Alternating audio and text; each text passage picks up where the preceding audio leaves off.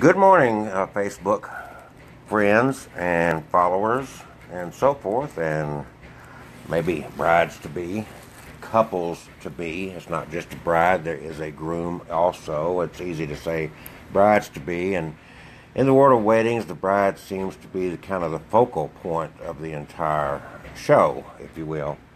This is going to be one of those sermons on a Monday morning that I want everyone that's getting married, even those maybe that's already married, but I want you to pay attention to what I'm going to share with you this morning. There's a great illusion, I'm going to call it an illusion, that weddings have something to do with marriage. And that is far removed from the truth. And I know that you've been sold on this illusion so much that it's hard for you to understand. So I'm going to try to lay this down. I'm going to try to get you to understand how I can say with 100% certainty that a wedding is absolutely, totally has no connection to a marriage whatsoever. And this can be approached from so many different angles, from the marriage license itself to the actual act, if you will, of marriage, the falling in love. All these elements are totally disconnected from any part whatsoever of this wedding and this ceremony and this reception and all the things that we are culturally trained to do. All through my life, I grew up in Alabama, a very conservative state, and it's like if you didn't have that piece of paper, that marriage license, you were living in sin. That was so ingrained in us that we just had, any couple that was just living together, what we used to call shacking up together, it just had a connotation that we just immediately soured toward those people in that kind of relationship, because we were trained, it was drilled in us to connect that piece of paper with a marriage, and the lack of that piece of paper somehow made it a sinful relationship. Adultery or fornication was having sex without that piece of paper. In other words, how ignorant this whole thing was. It took me a long time in my life to come to terms. It took me an education, and it took me to open my eyes and see what's really going on here. That, of course, from a Christian viewpoint, which that's the worldview I had growing up, and in Alabama, that's in our culture, so much of what we believe in those areas comes from this world of Christianity. But we never check, we never question. You're trained. You don't question the church told you this or that. You're trained a certain way, and it's just accepted. So that's the starting point of this. First of all, that piece of paper does not create a marriage. It makes a legal contract, if you will, with the state. There's a valid purpose and practical purpose, because of the way our system is built, because of the way our laws are made, because of the way insurance works, because of legal contracts and whatnot. There's a valid legal, secular reason to have that piece of paper. From a spiritual, truly Christian, biblical viewpoint, there's absolutely no valid reason for that piece of paper. That piece of paper does not create a marriage. That piece of paper does not. It's not a stamp that says you now are in love with each other and committed together. Well, if that were true, then divorce rates wouldn't be so high, would they? These relationships come and go. I do a lot of weddings, and I'll say by far over 50% of the weddings that we do, and for the last decade, are not first marriages. They've been down this road before. They've had that legal contract before. It was not till death do us part. The amount of prayers said during a ceremony did not create this awesome, wonderful marriage. The words that were used in the ceremony, the reception that was had, the first dances, the dresses, all these things did not create a marriage. The marriage did not last. In the last year, roughly year and a half, I can name probably a half a dozen of these marriages that were created with these weddings, supposedly, that are already falling apart. Divorces already gotten. I get you've got to distinguish. I often reference the fact that my mother and dad, they met, they fell in love, they decided one day to just head to the courthouse and get that piece of paper. They had been trained that they couldn't just live together, that they had to get the state's approval to be in love and the state's approval to call themselves married. So they went down to the courthouse, probate, just the two of them. They got married. They got that piece of paper, that contract with the state, and they were married. No pictures, no frills, and they didn't even tell anybody for a couple of days afterwards. And they stayed together till they died. No, never had a wedding picture, never had a first dance, never had a reception, never had a party. None of those things ever took place. Yes, later in life, we did throw them a couple of anniversary parties. So, dealing with this and having this in my face so much, knowing that divorce is a very real thing, knowing how I was brought up in this world of Christianity and in our culture, believing that certain things make certain things, why are relationships falling apart? Why is there such a rough time with these couples? Why do they go to all this great expense, renting a beautiful venue, getting dresses, getting tuxedos, just ungodly amounts of money for this showy display, and then it crumbles apart? Well, clearly, all that did not create the marriage. I'm on this hard and heavy. Even though I do weddings, I do marriages, I'm not adverse to any of it. But somebody's got to step in here, and somebody's got to wake people up to the realization you've got to get aware. Our nation, our society has got to become aware of these two facts. Number one, that piece of paper called a marriage license, sanctioning your relationship by a state government, a secular government, does not create the marriage, does not certify that you were in love with each other. There are arranged marriages. The Bible marriages were mostly arranged marriages. So, through history, most marriages were arranged. But that piece of paper does not certify your love for each other, does not certify anything. It certifies that if you have a problem in your relationship, if one of you dies, if you have a dispute and you're going to court over a divorce, over custody of kids, custody of property rights, who gets the house, who gets the car, by signing that piece of paper, and I've got nothing against that piece of paper. Please, I am just simply trying to get you to understand what this is all about. That piece of paper is entering you and your spouse into a three-way contract with the government. Probate. When you have an issue, when one of you dies, there's a state issue, there's a custody issue, there's a property issue, you're going to turn to the state to decide who gets what. To who gets the kids, who gets the car, who gets the bank account, so on and so forth.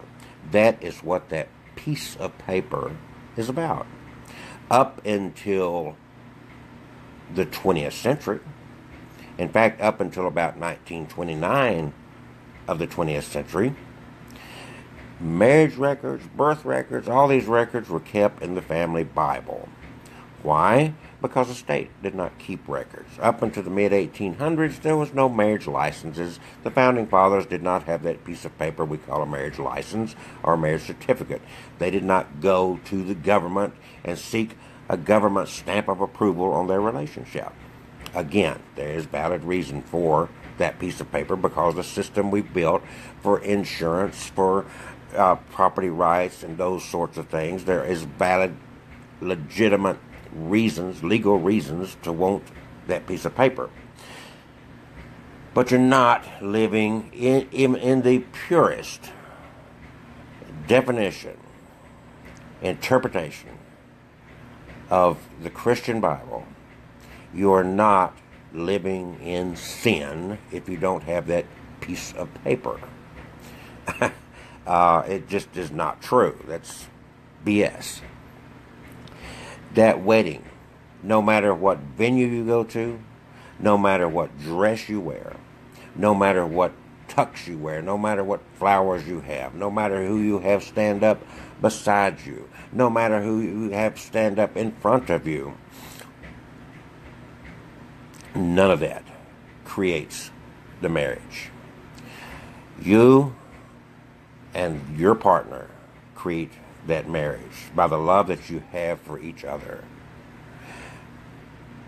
There are marriages of convenience. It's not really a deep, true love. It's a matter of comfort. This person, I don't like everything about him.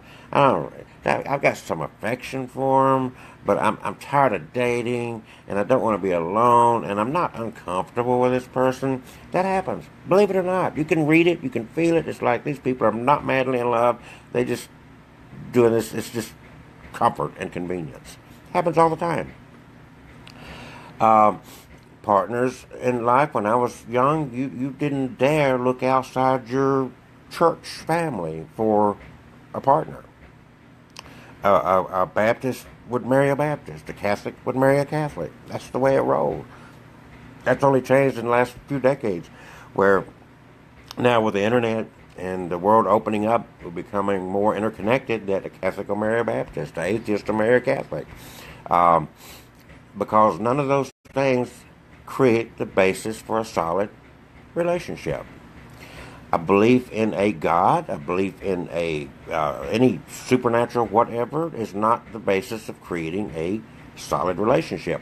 In Alabama, the city that has the highest divorces of any other city in Alabama is Gadsden, Alabama, Etowah County, the home of Mr. Roy Moore, whose wife, by the way, is into her second marriage. So they're talking to us about the sanctity of marriage and so forth, right? But she's in her second marriage. She's a second timer. and the county they live in, that they sprang from, is the county that creates the most divorces in our state.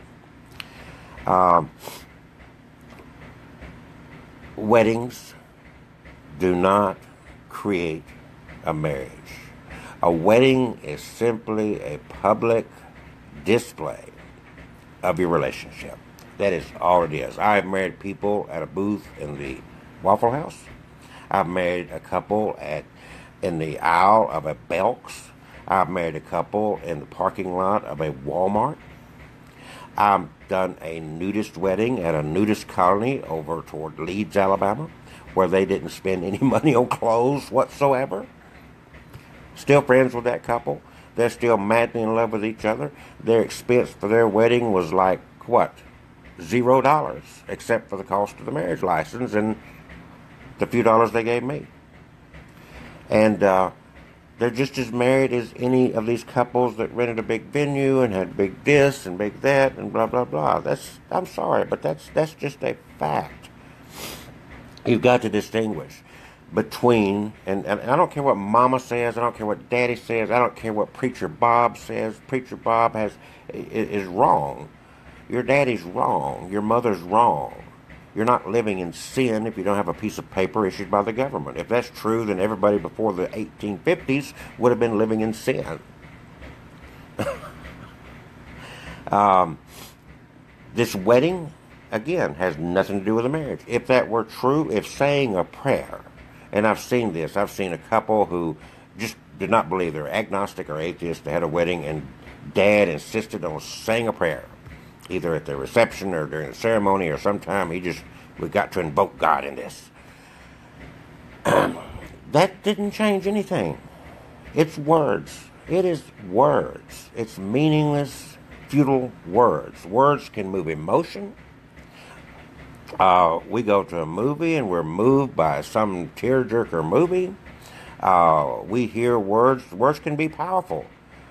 but they don't change the reality of things. It can be an emotional experience. During all the ceremonies I do, I can bring laughter, I can bring tears by my words. But at the end of the day, they're walking away from those words, and they've got to live together. Their intent at that moment is to be together till death do us part. And that becomes a totally different thing than that little short, very brief experience of emotion and sentiment and all those feelings. That gets tossed out the window. It doesn't change. It does not create and establish any great foundation for 30, 40, 50 years of a relationship together. It just doesn't. It's like, again, and like these people about the Ten Commandments. The Ten Commandments, displaying them on your wall, displaying them in front of a courthouse, displaying them anywhere, is a joke. Because if these things are not written in your heart, they're just words. It becomes a showy display. It has absolutely no validity whatsoever. To go out and say, I'm this or I'm that. The old saying is, action speaks louder than words. Words are moving. Words can be powerful. But these words, I don't care if you give 15 prayers in a ceremony, if you invoke God with every other word that comes out of the officiant's mouth. I don't care if you have the most moving ceremony, the most gorgeous dress, the best photography, the best, loveliest flowers, the greatest centerpieces, the most moving songs, the most well-written and tear-jerking vows, all those things. Oh, they're sweet and they're moving, they're emotional, they're powerful, but they don't last. They are words of the moment. They may be sincere at that moment. But you find when you're doing this because you're on public display, you've created this event because it's like, it's like choreographing a show, a play. And you're inviting guests. You're inviting people to witness this thing that you've choreographed. And it becomes a show. Oh, I want this to flow smooth. It's got to look good. I've got photography going on. And then I've got 100, 200 people here that's going to watch this. And I don't want them talking bad about me. And blah, blah, blah. And it becomes a show. So the focus, the motivation, everything gets lost in this mix of the frills and the public display and so forth.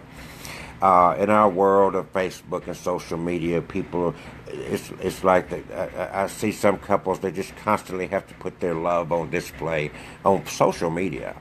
It's like, I'm sorry, that doesn't impress me. I'm glad you're in love, or at least you claim to be in love.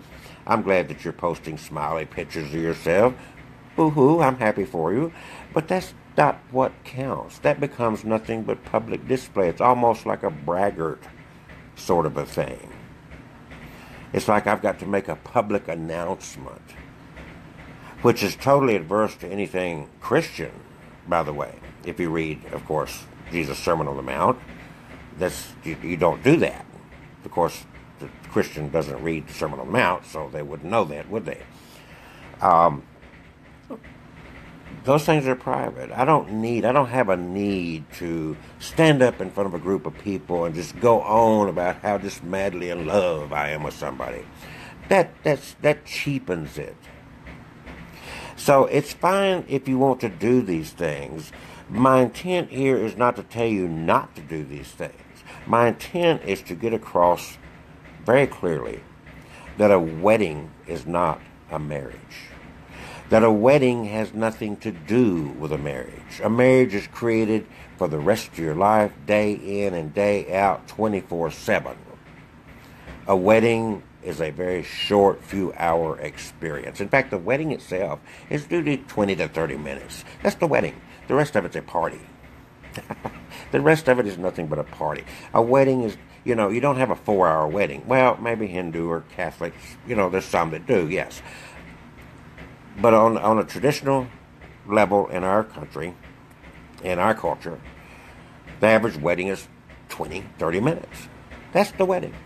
That is the wedding. The rest of it's not a wedding. It's not even, they're dancing and eating and drinking and having a party. That's it. It's a celebration. That's why in the Bible there's no weddings at all. It's all, the only thing that's mentioned in the Bible is a wedding feast. Just a wedding feast. So, keeping all that in mind, keep in mind that, and I bring this out to couples all the time, Jesus never officiated a wedding, but he brought the wine to the reception. Excuse me, to the reception. But I want you to think about this as you're going into your marriage, because your marriage has already started. Your marriage has nothing to do with that wedding. You've got to keep that in mind. That piece of paper we call the marriage license, marriage certificate issued by a state, has nothing to do with your marriage. It's a legal contract. You're not living in sin without it. You're as married today before you put a ring on as you will be after you put the ring on. You're as married today before anybody signs that marriage license as you will be after the marriage license is signed. If you're committed today, if you're in love today, your marriage has already been created. It happens in the heart. It's hard to identify when it happens. You can't generally put a date on, we got married such and such a date. It didn't happen that way, because you look back at it, it's like, I don't know, it just happened. I just love this person. I just met him and we just got along, and the next thing you know, we're just on top of each other constantly. That's how marriage is formed. It wasn't a ceremony. It wasn't words. It wasn't a party. You know, it wasn't a dress. It wasn't a suit. It wasn't flowers. It was a feeling between two people that found themselves attracted to each other that created this marriage. It's wonderful to have emotion. It's wonderful to have sentiment. It's wonderful to use terms of endearment and moving and powerful words to express your love to each other. There's nothing wrong with having a quote-unquote wedding and a party, a wedding feast, a celebration. Though I'm not taking away from that at all. But we're living in a society where divorce rates are extremely high. We're living in a society where relationships fall apart. And it's because of this imbalance. These things are brought to mind to me because I am, in my late in life career, I've become a wedding minister. And yesterday I went to a bridal show. Haven't been to one in a long time. I had a Sunday free. Wanted to get out of the house, and I wanted to kind of just network with some people at the bridal show. The frills. I look at all this. It's like, this has nothing. No, there was not one thing in this entire event of this bridal show that had anything to do with a marriage. Nothing. It was all about a party.